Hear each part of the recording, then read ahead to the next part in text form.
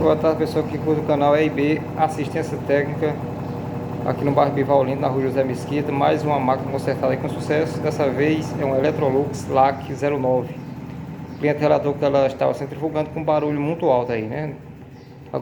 Quando estava centrifugando, escutava da outra rua. Foi feita a manutenção, fiz a manutenção nela, né? Feita a higienização. E a máquina se encontra aqui funcionando 100% perfeita aí.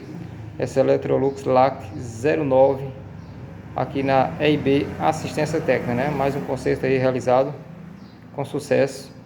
Agora é só entregar para a cliente aqui, né? Mais uma máquina consertada aí.